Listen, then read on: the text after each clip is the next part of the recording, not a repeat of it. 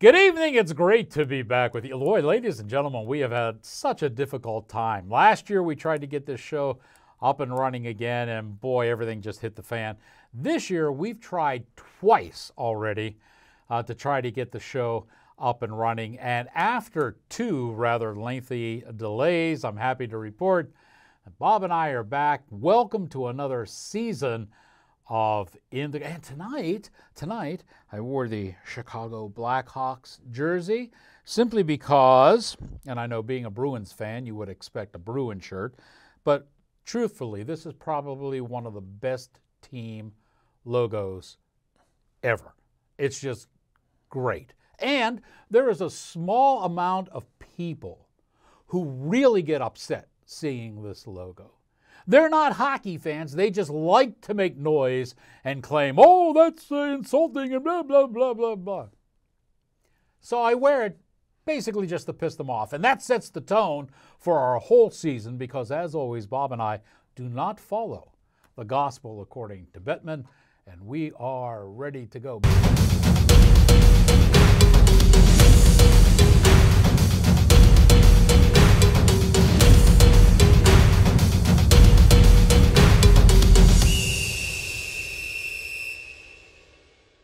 Bob, welcome back. Nice to see for you another again. season. You know, Bob and I have been saying something for a good number of years, and that is that the quality of goaltending has slipped considerably. We've talked about cookie-cutter goaltenders who all play the same way, no variation. That's why they're easy to beat, and basically they're becoming robotic. Wait. Speaking of robotic, it's been done.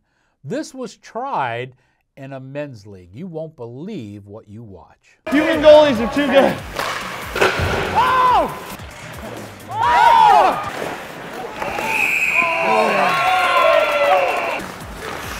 Not good. Oh! What a save! Like that, Tendy? Hey! That is a fiasco. Okay, unfortunately, it might be exactly where everything's going. Cookie-cutter goalies all playing the same. We see it already this year, even though the year has just started.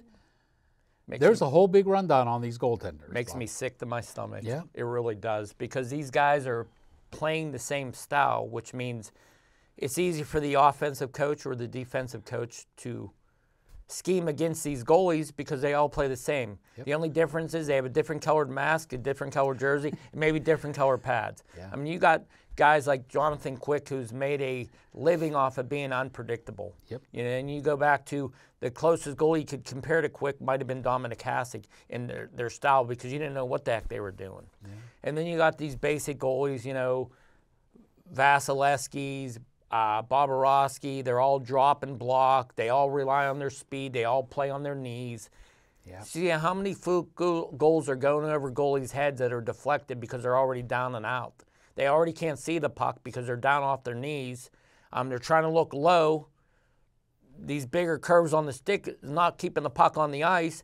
Therefore, the technology of the stick is everything's going upwards, and we're playing backwards to the game. You know, instead of standing up and taking up as much of the net, coming out, skating, learning how to play your angles properly, we're just dropping and blocking and hoping that the puck hits our body. You look at the guys that still dominate, a guy like Marc-Andre Fleury's in his late 30s. Why is he still playing? Well, because he's a great athlete.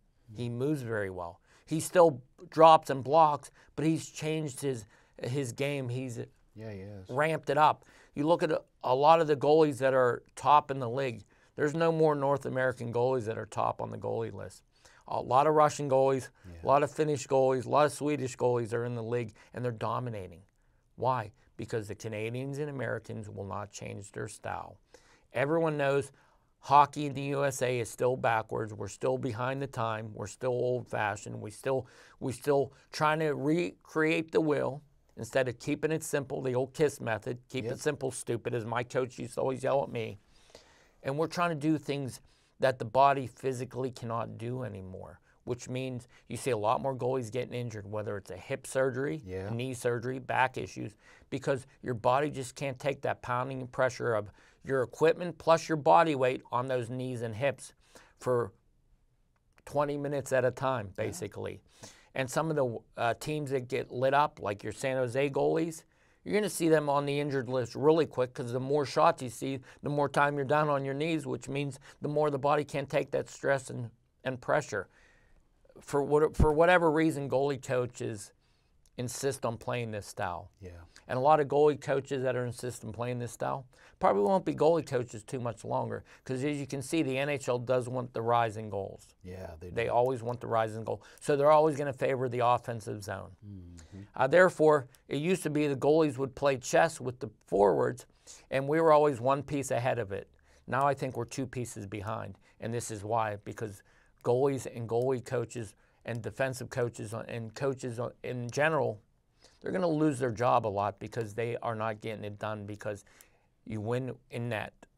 You don't lose in net, you win in net. And if you have a top goalie and he stops the puck, you're going to win more games than you lose, even if you don't have a great offense. That's right. You always build from the net out. We've always said that.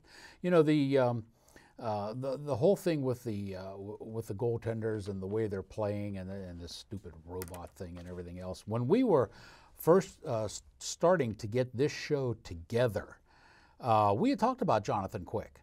Yeah. And the Rangers were kind of, for lack of a better phrase, dicking him around. They were holding on to him, and they really didn't, you know, they didn't want another team to pick him up, but they had no intentions of playing him. And then through circumstances, correct, he's now, you know, for a while there, he was leading the league in save percentage correct, and goals against averages. So, you know, I hate to say the older guys were the better guys, but to prove that point, I have this graphic for you. Now let's take a look at this graphic real quick. These are the top starting goalies in 2000, all right? Take a look at some of these names. They're amazing names. And when you read each one of those names, that's a different style of play, so that if you were preparing to go against that netminder, you needed a whole different mindset. Now let's take a look at 10 of the starting goalies for this season, 2023. There isn't a name on that list that strikes any kind of fear in you at all. And you can prepare for any of those teams the exact same way. And even the backup anymore is the same style as the starter. Yep. You know, I mean, and some of the goalies that have played well are already injured. Like Jari has been in and out of the lineup. Yeah. Carter Hart, I mean, there's a lot of reasons Carter Hart over top of his head, whether it's health or trade rumors or possibly the U18 Team Canada might be still baffling a little bit over his head, which is beyond me why that hasn't came out about the, you know, the Team Canada debacle with that young lady. Well, has that stalled completely, or? No, they have all the facts. I don't know what they're waiting for. I don't know if it's Team Canada's waiting or the NHL's waiting, but I'm sure whoever is involved in this is going to have the hammer dropped on them pretty seriously. You think they're going to wait till after the season? I hope not, because something like that should never be swept under the rug. Anything like this. If it affects the game physically, mentally, if it harms or tarnishes the image of the game, they can't afford to take a hit like this. They've already taken a hit with some of their social media places. You know, they aren't nationally watched. I mean, it's very hard, you know, to go to Hulu to watch a premier game. Yeah. You got to stream it now, unless you have a hockey package somewhere. I mean, ESPN doesn't do a very good job, and I think we'll both agree.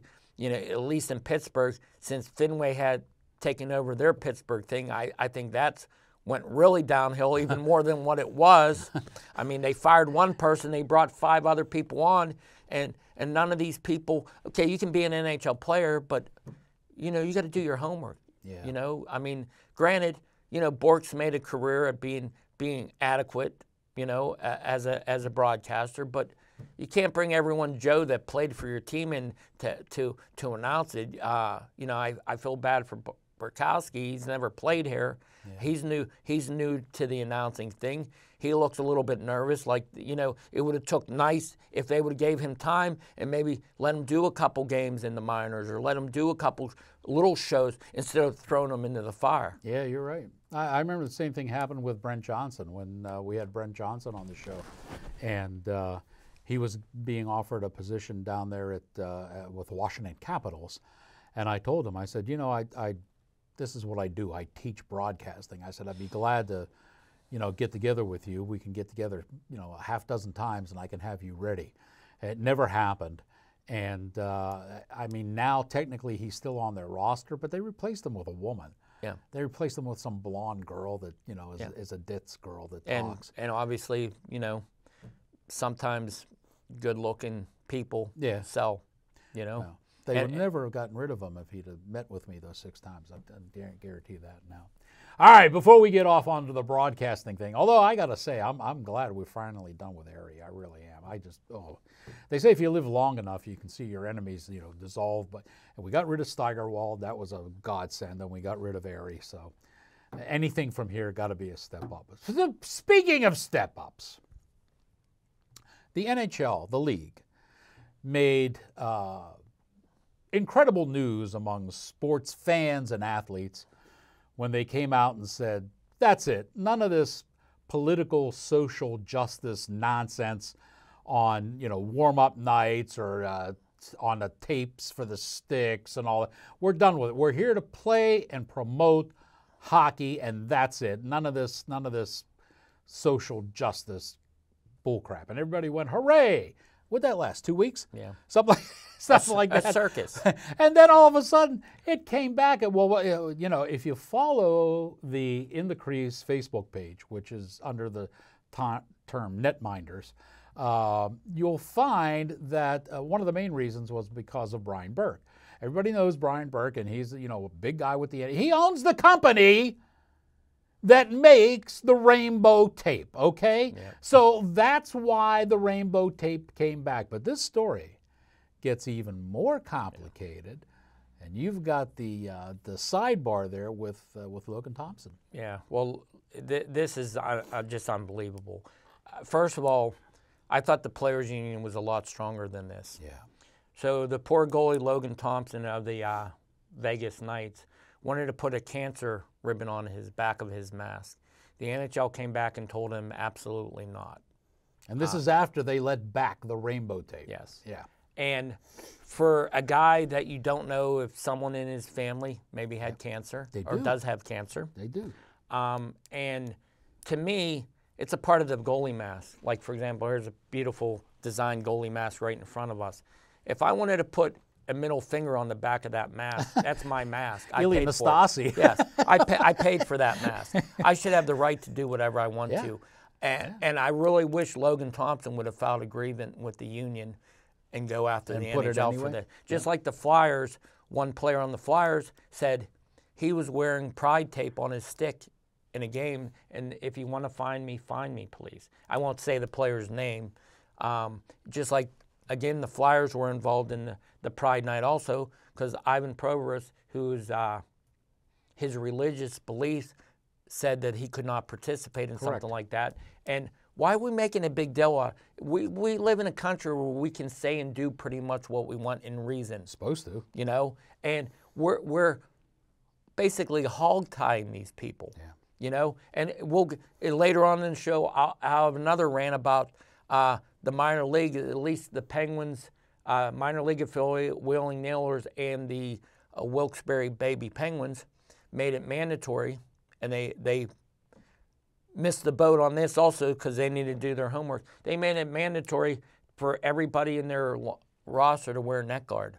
The problem is they don't realize that some guys that play in the minor leagues have a two-way contract, which means if they have a two-way contract, they belong to the Players Association in the NHL, which therefore the NHL has not made that mandatory to wear neck guards.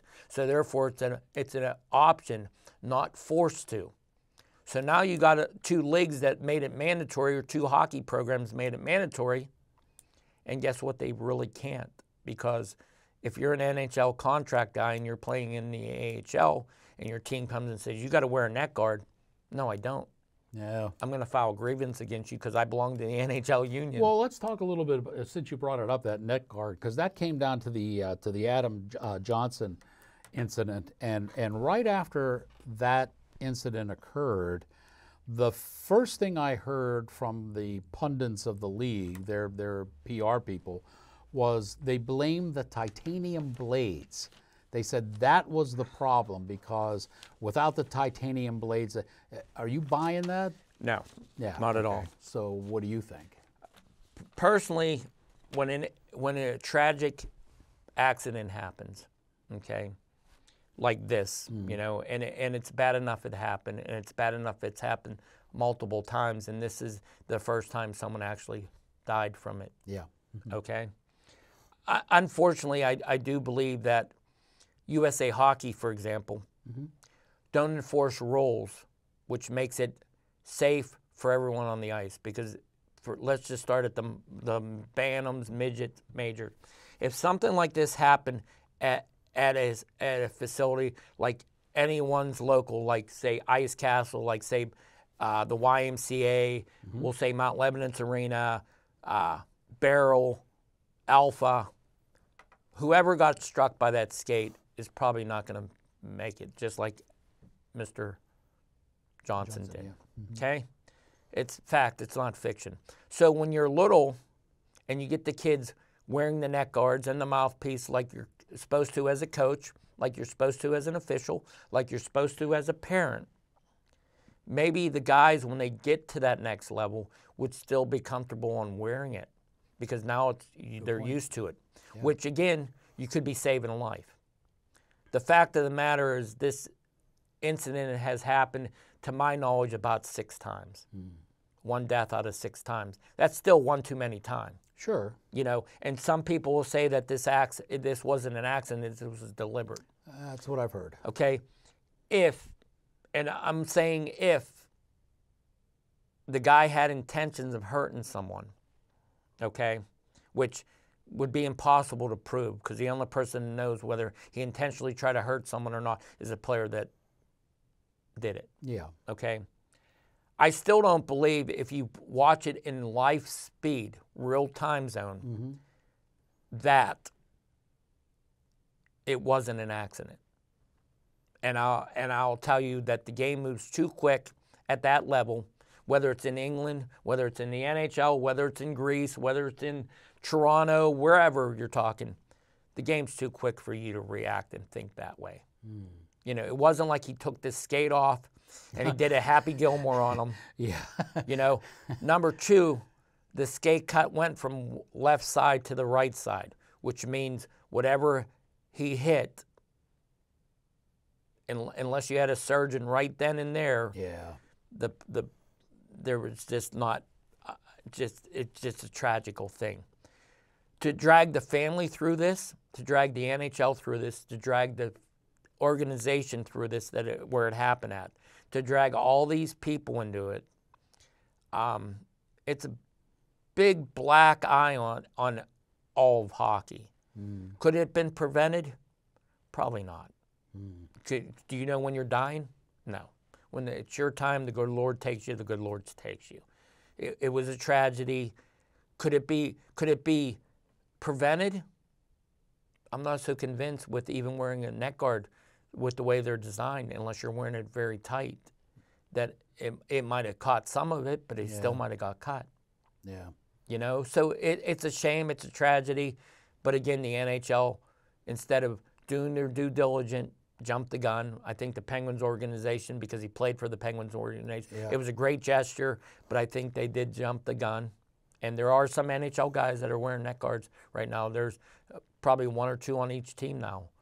But do I think it's going to change? No, a couple months down the road, players feel comfortable again. They're probably going to go back to their old ways of So you don't it. think it has anything to do with titanium blades? Not at all. Not at all.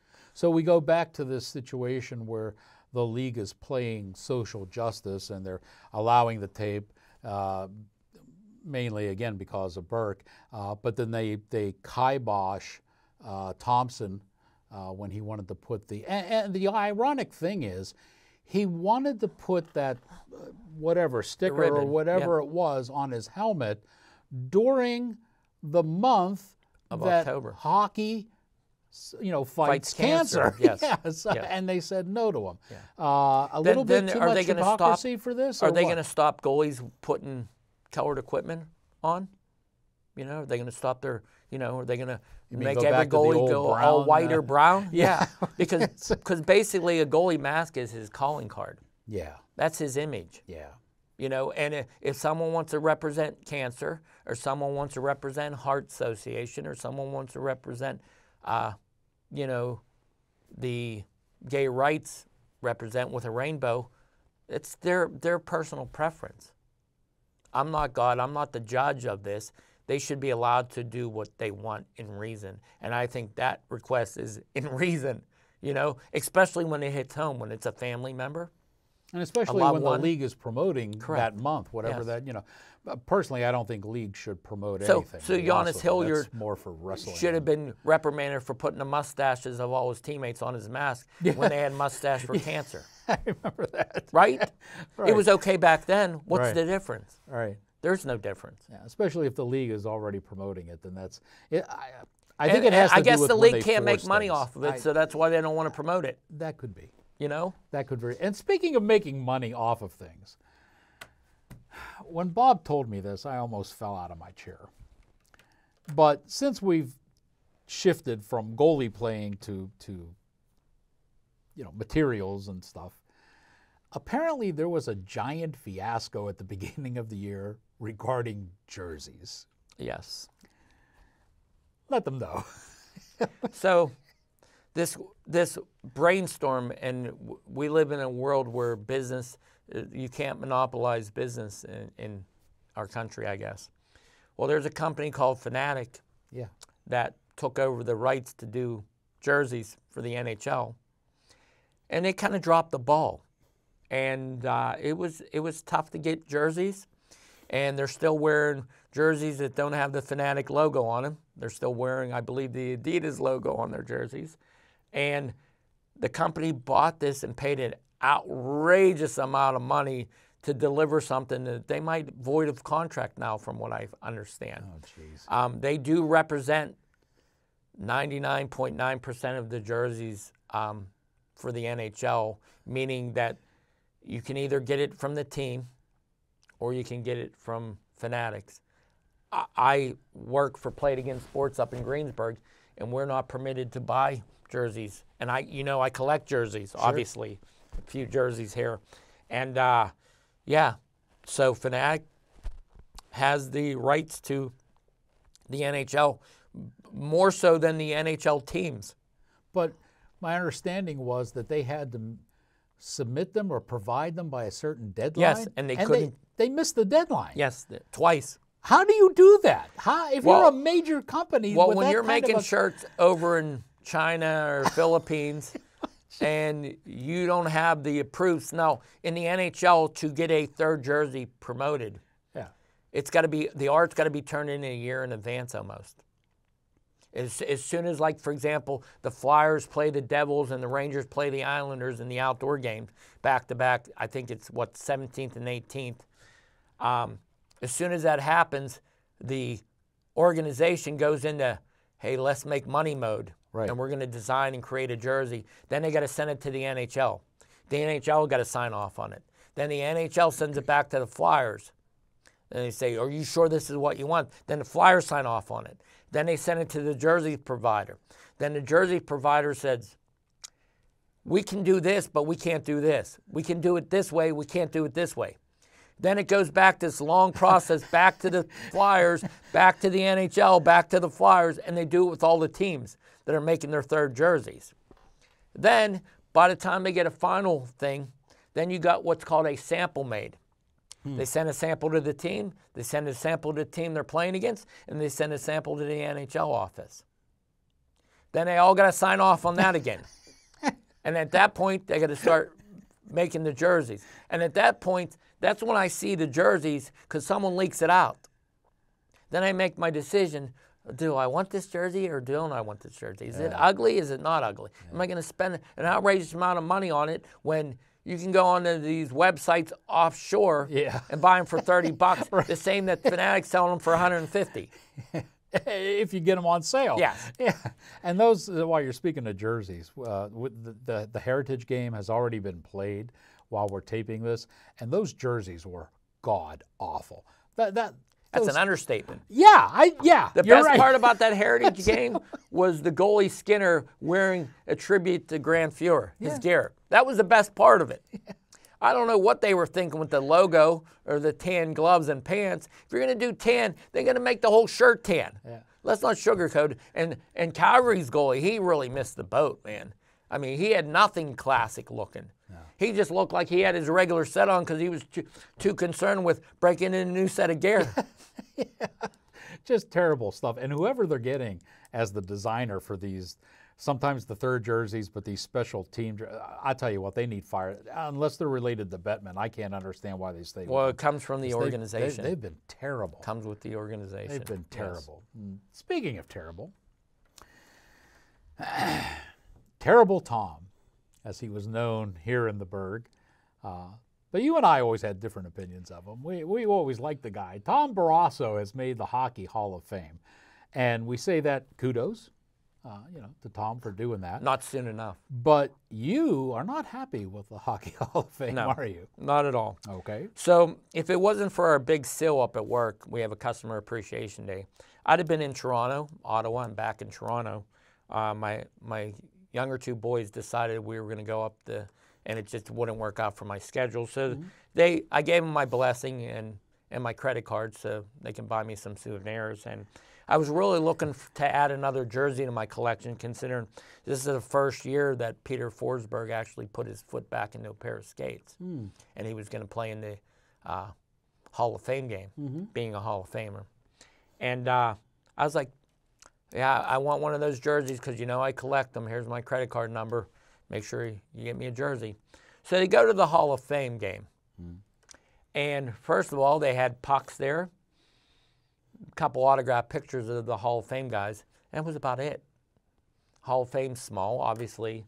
If you've ever been to the Hockey Hall of Fame, it's nice, but it's small, very small.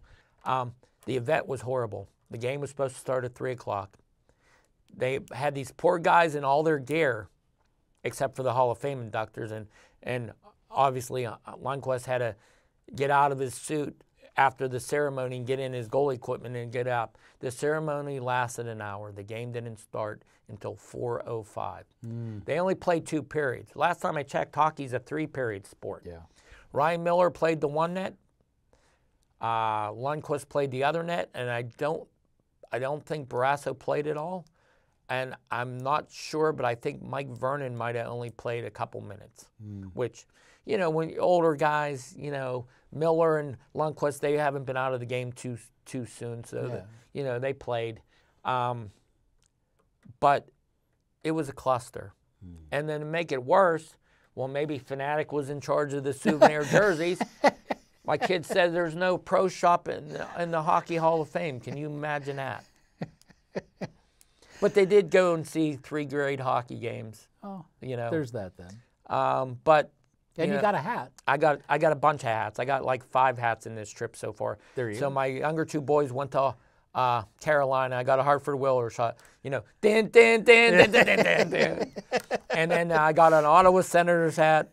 I got a Toronto Maple Leafs hat. I got a Buffalo Sabres hat because they went up to see Buffalo get pounded by my Flyers. So it's been a good trip since my 3rd son has been home from the military, and I getting a few hockey souvenirs. Thank God Fanatic doesn't have anything to do with that. I have it on my head. New Era made these hats, I believe. Wow, how's that for a first show for the season, huh? Yeah, not bad at all. Hey, we got a lot more. I mean, the script is pretty full, but we're going to have to save the rest for the next episode. Glad to be back with you once again. If you're looking for real hockey stories and not following all that PR, and nobody covers this kind of stuff, not even the people who say there's sports announcers in town, you know where to come. It's right here. And you can follow us on the Facebook page. Look under Netminders, and we'll be sure to keep you up to speed until our next episode. Until then, on behalf of Bob, Dave, everybody in the studio, remember, when it comes to hockey, if you're in the game, you're in the crease. Yeah! What a save! I'm worried about Vince's job security. No back check. It happens, man. We got a goalie like that? You don't need the back check.